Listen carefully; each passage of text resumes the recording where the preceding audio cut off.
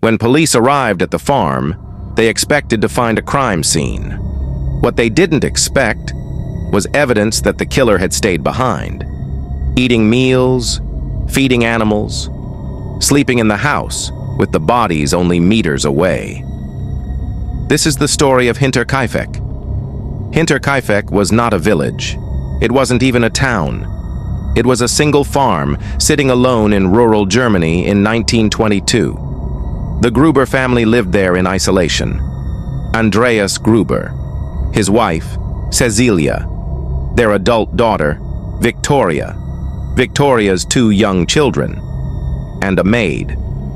The nearest neighbor was far enough away that screams would not be heard, and that mattered. Months before the murders, Andreas noticed something disturbing. Footprints appeared in the snow. They came from the forest, and they led to the house.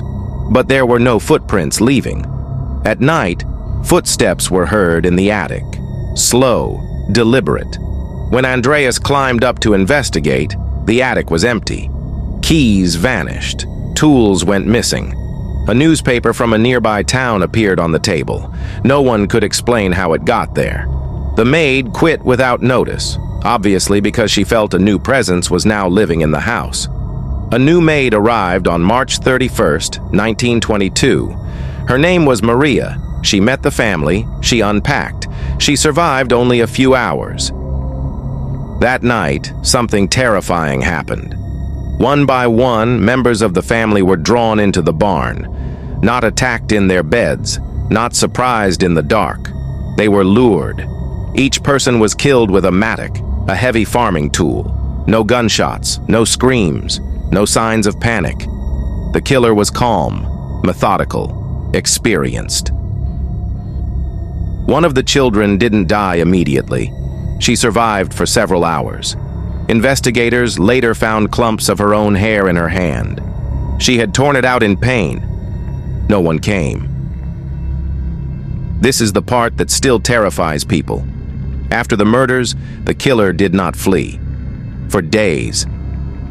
Animals were fed, meals were cooked, smoke rose from the chimney. Someone slept in the house. The bodies remained hidden in the barn.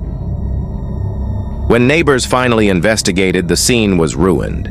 Villagers walked through the house, touched the bodies, moved evidence. The crime scene was destroyed. Any of justice vanished with it. Suspects were questioned. No one was charged. Years later, police believed the killer knew the family, knew the layout, knew the routine, and lived nearby. Whoever did this didn't break in. They didn't rush. The panic. They were already home.